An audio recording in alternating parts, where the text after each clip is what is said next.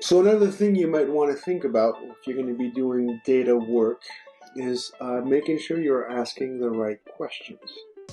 Your analysis is only as good as the types of questions it can answer. And if you don't ask the right questions, even though you might have the right data, you won't be able to get anything out of the data.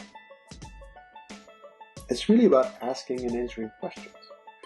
There's two sort of types of questions. There's a third family, but I'm not going to talk about it too much here. You can ask analytics type questions.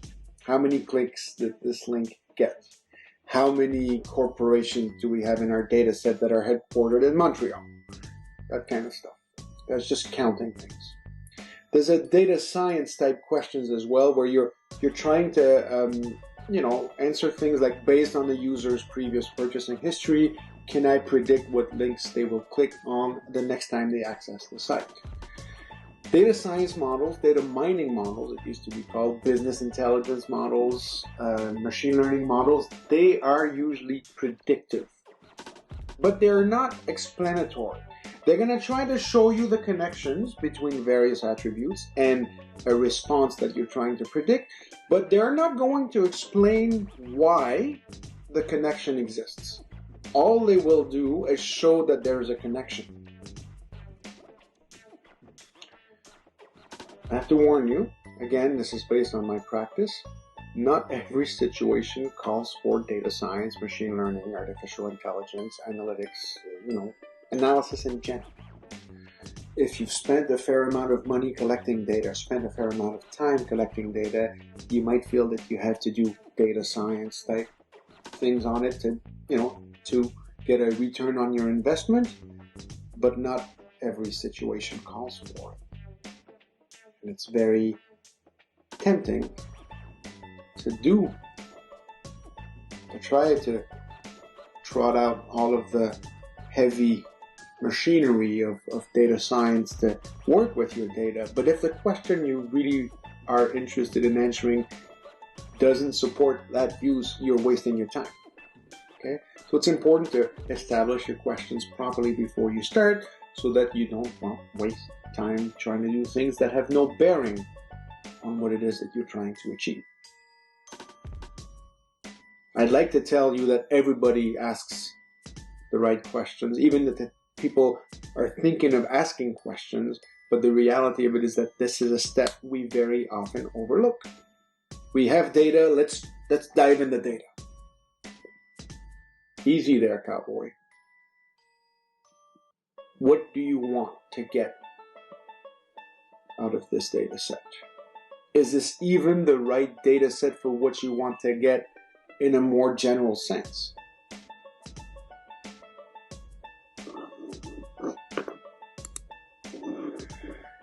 Here are typical tasks that you might ask your data science, your machine learning, your AI to attempt. So there's the classification task. Is this mushroom poisonous or not?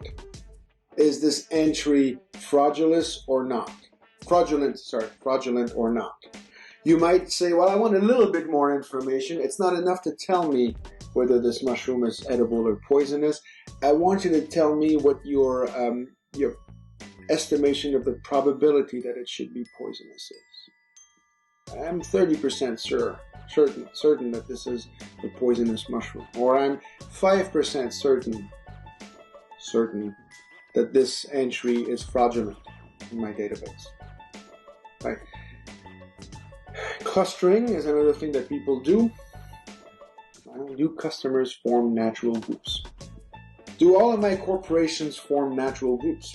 Because if I ever find a corporation that doesn't seem to fit in a natural group, perhaps something is anomalous about it. Right? And when we talk about anomaly detection down the road, well, we will do a fair amount of things based on classification and based on clustering. These are the two workhorses of data science methods. You can also do association rules discovery, try to find out, for instance, what books are commonly purchased together, so that if somebody purchases this book, you might recommend that they would be interested in another book.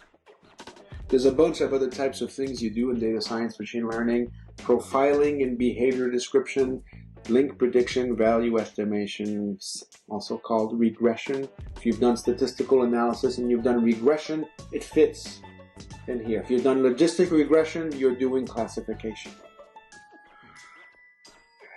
A number of other things. We can't talk about all of these things, obviously. But we'll talk a little bit about classification and a little bit about clustering. So, classifications.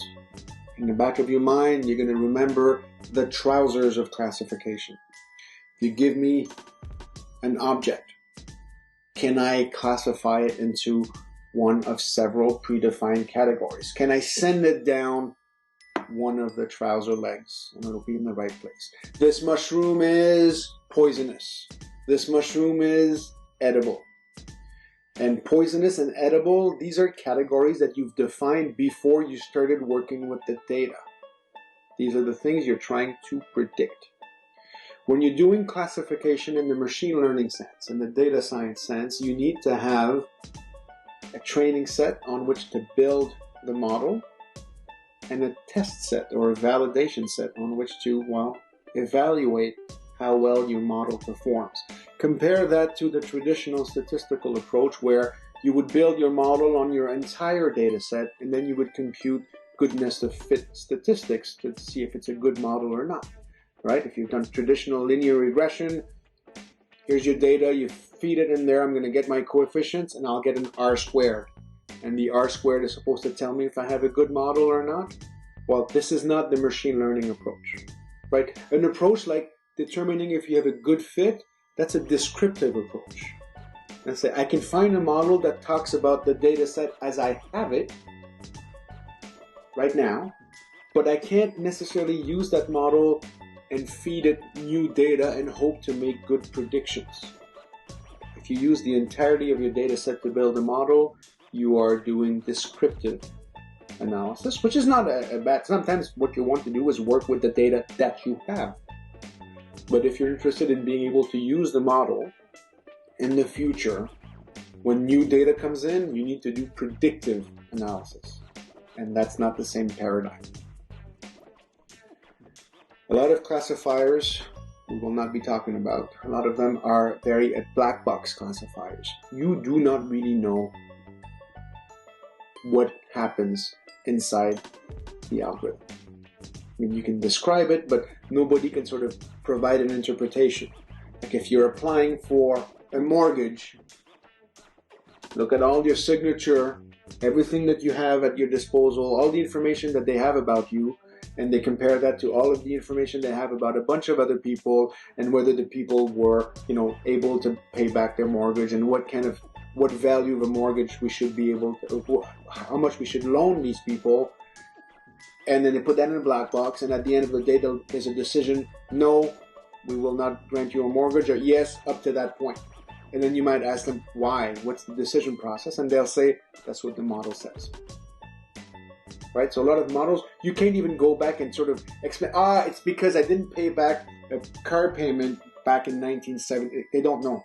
There isn't an easy way for you to pick at things and say, this is the reason why you were sent into that trouser leg of classification. So if your models require you to have the ability to explain why it went down that leg instead of that other leg, you do not want to use black box models. If you only care about being right, about having sent them to the right leg, then presumably you'd be okay with using black box models. Important distinction. You need to justify the reason. If it's a question of whether I get sent this ad or this ad by the algorithms behind a website, I don't care to know what the reason is. But if you're going to refuse my application for refugee status, I might like to know exactly what it is that made me go down one pant leg and not the other one. You have a sense, like, is explainability of decisions important in your organization? Or is it what matters more is that you're able to make the right prediction? So typically what this means is that you have to accept a drop in performance. The black box models tend to be more performant, but you lose the ability to explain. So if the ability to explain is important, we're going to have to be working with models that are not as sophisticated. There are ways around this problem, and you can use ensemble models where you would be building a lot of models, a lot of weak models, as we would call them, and then you combine them together in various ways to sort of potentially create a strong model out of many weak models.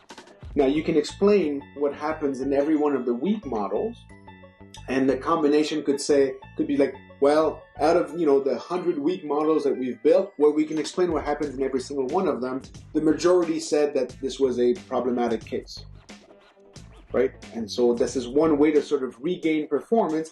But as you do this, you lose the ability to point out exactly what it is that's problematic. You can say, on average, this seems to have been a problem, but you don't know for a fact that this is what's happening. So there's a give and take between performance and explainability in general, between weak algorithms, weak classifiers, as we would call them, and strong classifiers. Anomaly detection, we will be talking about this to a fair extent. There you're trying to find unexpected, unusual, atypical, or statistically unlikely event.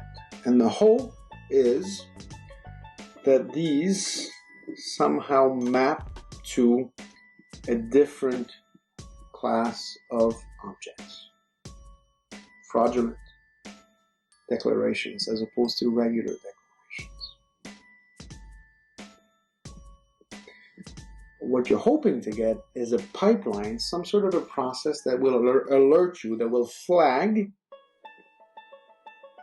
entries that are out of the ordinary. There's no guarantee that this is corresponding to a fraud case, but it at least raises the possibility. There's a lot of approaches to use for this. Clustering, you can use naive Bayes classification, which I won't be talking about. Ensemble techniques, which we will talk about. Some supervised methods and unsupervised methods as well. But that is really what we're trying to do. Find ways to identify observations that somehow don't fit a pattern that has already been established. But finding such an observation doesn't mean that you have found a fraudulent case. It could just be that this observation has been generated by some other mechanism.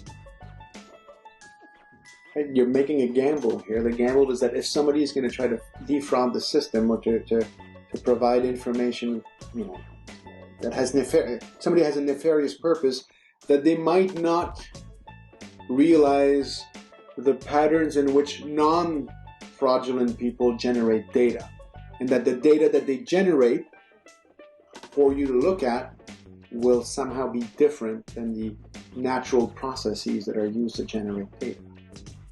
You'll be able to identify and pluck these observations out of thin air to send them for further testing or further investigation by your human agents.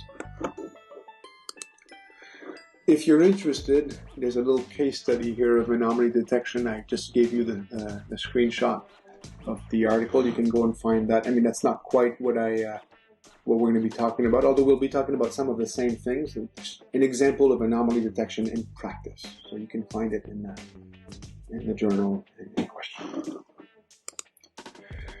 Unsupervised learning techniques, we're going to be doing a lot of that. So most of our stuff is going to be about unsupervised techniques. Techniques that do not require you to know ahead of time whether, to have a data set where a lot of observations that have been recorded are known to be anomalous and a lot of them are known to be regular. Right? In order to do supervised learning, you need to have a history of what turned out to be anomalous and what turned out to be regular. And unless I've completely mistaken your context, there's millions of corporations out there. You do not have a true list of every anomalous corporation registration and every one which is regular. What you have is that you've identified some of them, through other means, that turned out to have been problem observations, but you don't know that you've identified all of them.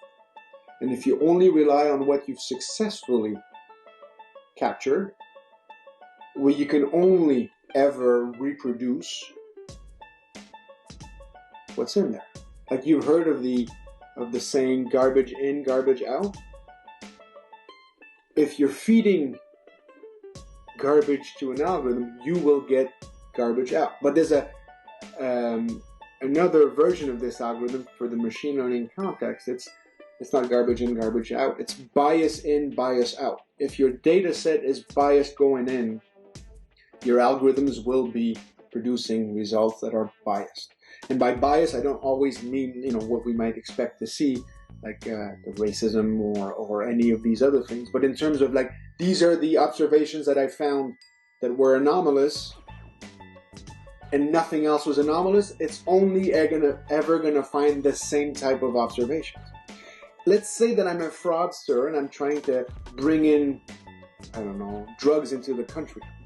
Perhaps one time what I'm going to do is I'm going to set up a system where we'll pretend that a woman is pregnant, and we'll give her we'll fit her with a fake pregnancy belly, and it'll be filled with drugs.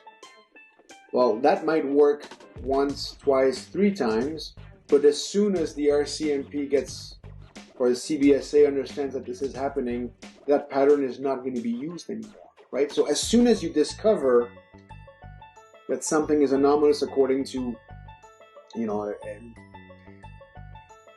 further analysis, well, it's unlikely that people will reuse this pattern. So if you only ever train your algorithms to recognize patterns that have already been linked to anomalous situations, all it's ever going to be able to do is tell you about these same patterns in new data sets. And if people aren't using the same techniques anymore, you will literally have lost the ability to identify other patterns of anomalous detection. So that's only really a problem if you use supervised learning methods. Classification methods are more powerful, but they don't really allow you to find new patterns in the data. They can only talk about the existing patterns in the historical data set. So a lot of our methods will be unsupervised to basically try to overcome this potential difficulty. Some practical definitions here. Data analysis for us, at least for me, and for us, because it's for me, it's for you here for the next 20 hours as well, we are trying to find patterns in data. What that means, that depends on the situation. Is it necessarily the case that the most complicated patterns require the most complicated analyses? Not always. Okay? Sometimes very simple patterns require complicated analyses, and sometimes complicated patterns require simple analyses. So there isn't necessarily a link between the complexity of the pattern you're trying to tease out and how difficult it is to get it. Often there is. So I like the term data analysis rather than data science, to be honest. You're basically using data to do something, which is typically going to be answering some sort of question or drawing a conclusion.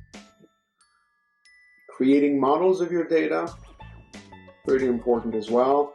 Describing or explaining your situation, your system, that's crucial. Testing scientific hypotheses. Well, I have colleagues who think that this is the purview of data analysis. Carrying out calculations on the data, is that data analysis? Some people would say that it is. Compare that, though, to data science. Data science is about extracting useful and actionable insights. I bolded this term here, from data. That's crucial. If the insights you get from data are not insights you can act on, why are you even doing this? In an academic setting, it's great to draw insights from data, even if you cannot act on the insights. But in a workplace environment, if the results of your analyses don't translate into new policies or new approaches to dealing with a problem, you've wasted your time. Okay? Finding the truth is important, but we want to find truths on which we can act. You got to view data science here as a working intersection. You need to have some knowledge of statistics, quantitative methods, perhaps it would be nicer to put it this way. Engineering, because you have to have some sort of a way of setting up a workflow to get to the insights. Computer science, you need to know how to program. You have to have some domain expertise. If you were asking me as a complete neophyte, I know nothing about your organization and what it does. I mean, I know a little bit, but I don't know that much. To come in and help you build a model, unless there is going to be some people from your branch to explain to me like the specifics of what you're trying to do and to give me information about the context, my algorithms are only going to be average, right? Without domain expertise, you can't do things properly in a data science context. So it's a team sport. It's not an individual sport, everybody in a little cubicle and you all work in silos. You have to include expertise from a variety of fields. And there's two things you do with it. You do analytics, you will count things. That's important. This way you get a baseline for what's happening, but you also think about inventing new techniques, new ways to draw the insights, to tease the insights out of the data. So you don't always only ever use pre-built and pre-agreed upon algorithms. You have to be able to think a little bit in terms other than what's already been published, what's already been done by others. There's a new extension of that, machine learning. Machine learning is basically to get their computers or machines to adapt to new situations. Like right now, their machines are only able to do what we tell them to do, what we hard code into them, well, at least up until very recently. More and more, through things like reinforcement learning and other AI techniques, we're trying to get them to say, I might not have taught you how to deal with this situation, but I'm going to teach you how to learn how to deal with situations so that whenever you encounter this situation, you will be able, as a machine, to develop a strategy to deal with it. A bit like we do with kids when they grow up. We can't teach them about everything, but we're hoping to teach them about enough things and about how to go from what they know to dealing with new stimuli so that they can learn to live their own lives without us being constantly hovering over them. We want our robots, our machines, to basically be a next generation of intelligences. And that's also typically the end goal of what used to be called artificial intelligence. Now artificial intelligence is called general artificial intelligence, and AI is meant to be very specific to domains. I'm not a believer, but I support the idea of augmented intelligence. Human intelligence which is supported or enhanced by machine intelligence, a hybrid if you want. So we're not yet at the point where we can get our autonomous vehicle to also give us dating advice, but we're probably at the point, or soon to be at the point, where the autonomous vehicles will be able to be pretty damn good at getting us from point A to point B without killing us in the process. At least better than a human driver would. All right, so this is augmented, it's a specific intelligence, it's not general. It is not, we're not creating a new type of intelligence. We're just coming up with ways to really improve the capacity of machines to do specific tasks. Past the point of what we can do, but that doesn't necessarily translate into a general intelligence. Let's talk about workflows and pipelines quickly here. You've worked with data before. I'm going to list here 8 things that I think always need to be done whenever you're working on a data project.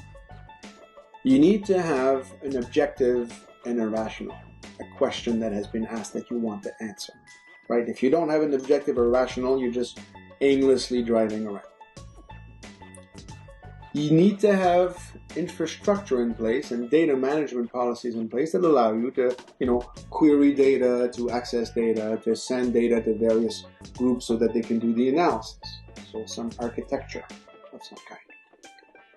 You need to do data collection, right? You can think about the subjective all you want, but if you don't have data to work with, you're not going to be able to do anything. And once the data has been collected, you need to prepare it. That might include cleaning it. That might include creating new variables from the variables that you have. That might include identifying anomalous observations. Things that are out of the ordinary. There's a lot of things you can do here. We'll talk about this again when we meet for our 5th session. You'll explore the data set to try to get a sense for the data, right? You need to maintain some sort of agency at the end of the process. In order for this to happen, you need to understand what the data space is like. Feel it, in a sense. Then you'll do some modeling and analysis, and then you'll turn the results of your analysis into actionable insights, utilization and decision support. Eventually, you communicate the results. Right? So these are the important stages of the workflow. Is this the way it happens in the real world? If you've worked with data, is this actually what happens? Show of hands, if you've ever been able to go from step 1 to step 8 in a straight linear fashion. It never, ever, ever happens this way. If you've ever gone from step 1 to step 8 in a linear fashion, I have bad news for you. You did not do it properly. What actually happens in reality is a hot mess. You have an objective and a rationale, and then you'll decide to build the architecture. But you know what happens? Very often somebody has purchased the architecture first. And then you have to post-justify the objective and the rationale for why you have the architecture. Or even worse, the data may have been collected first without you having an infrastructure to store it and access it, or an objective in mind. Somebody decided, oh, we're going to do data stuff, let's buy some data. Let's collect some data. Is it, what are we going to do with it? We don't know. So you have to backtrack and try to come up with a rationale for it. And then you collect the data, and as you're cleaning the data, as you're preparing it, you're like, I'm cleaning an awful lot of this data. Am I collecting the data properly? It turns out that you have not fully understood how the data infrastructure setup works, and you've been storing the data until you have to go back and start collecting data again, and then you clean it again. It's like, well, all right, I'm not cleaning as many issues anymore. It seems to make more sense. Let me start exploring the data. And then you explore the data, and then you realize, oh no, this isn't at all what we needed. We mistranslated the need from the objective to the data collection. So we actually have to go back to the data collection process and start again.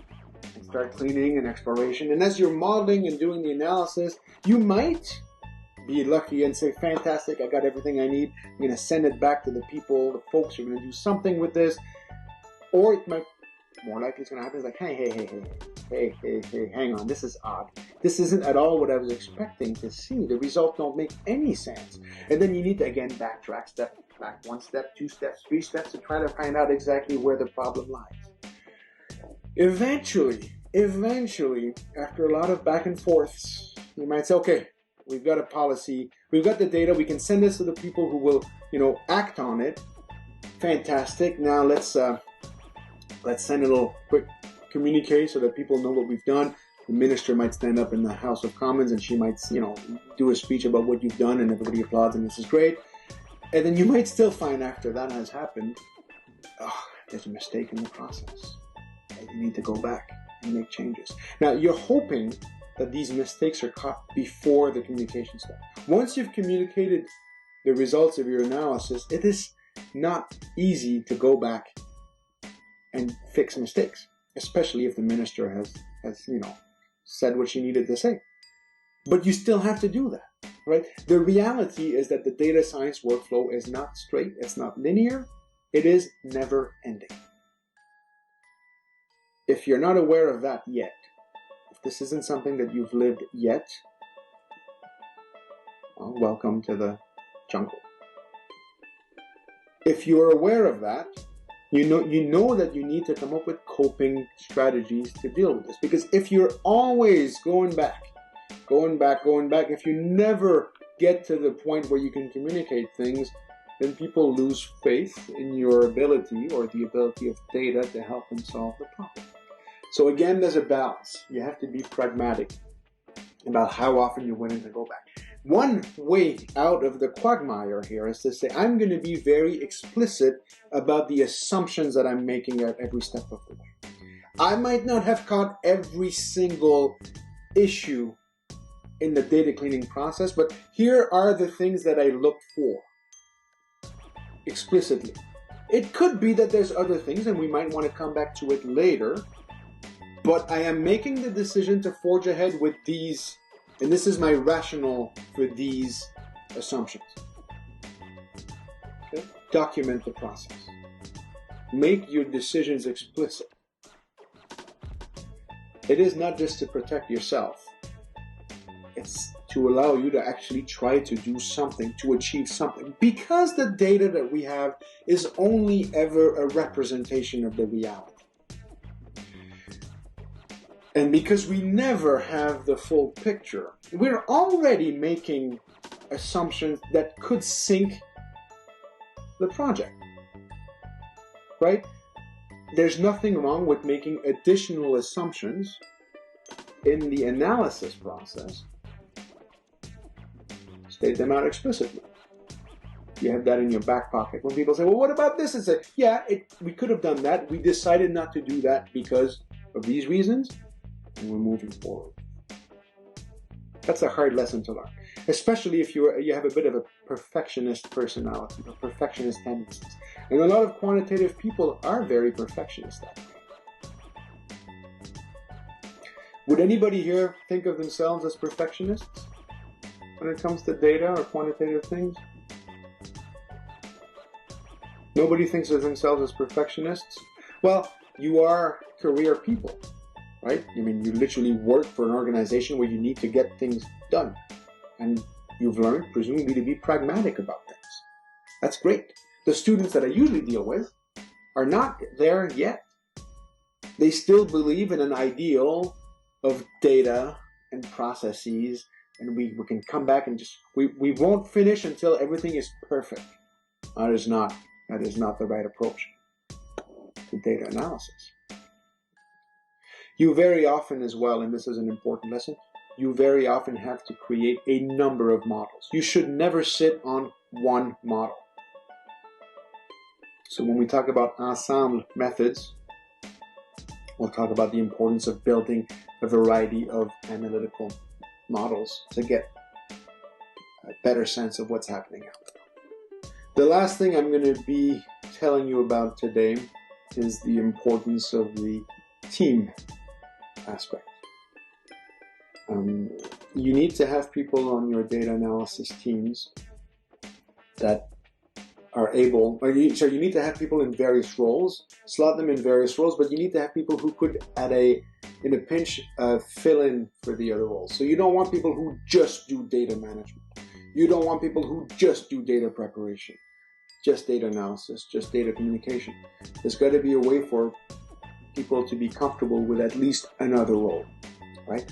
And that way, some information doesn't get lost along the way, because your communication person might also have done some of the analysis, and he's not, trying to make sense of what you would have done when the time comes for him to relay the information. He has some idea as to what's happening.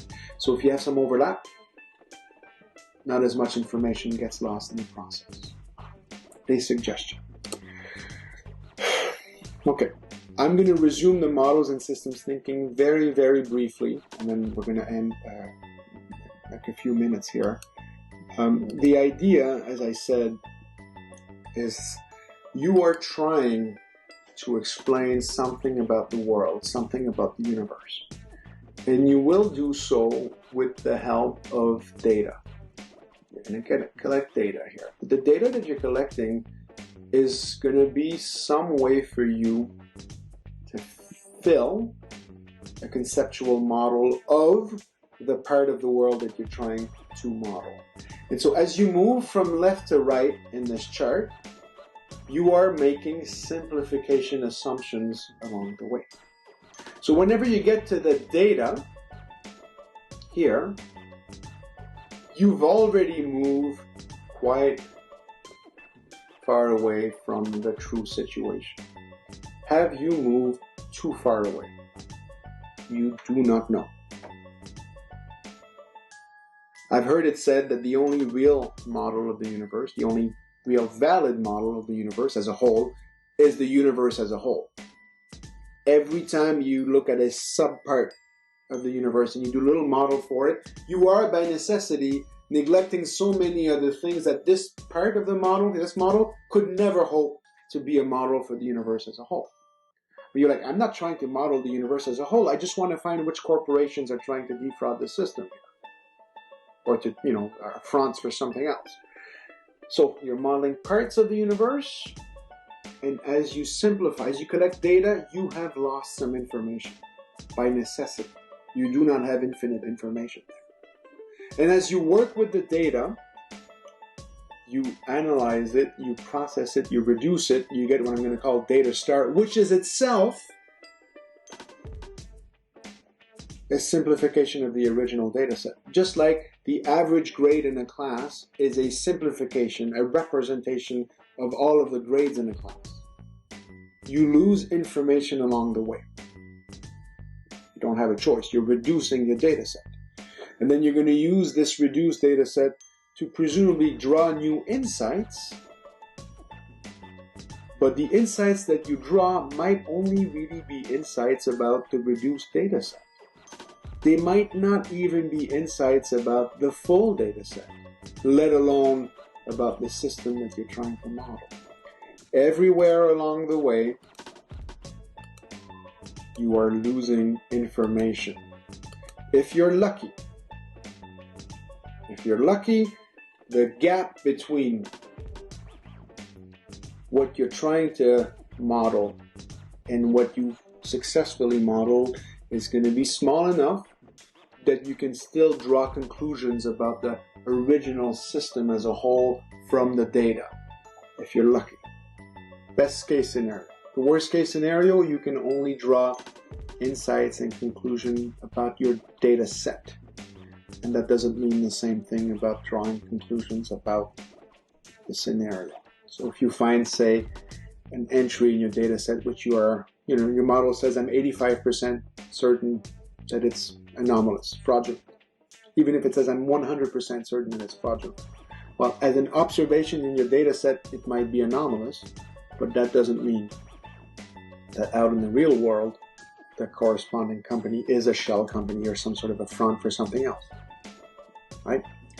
Because your insights can only be drawn about the data. Take little jumps, small sets of simplification assumptions. Perhaps what you get at the end of the process is still applicable to the real world, but you don't know that until you take your insights and you look back at the real world. It's an important lesson to keep.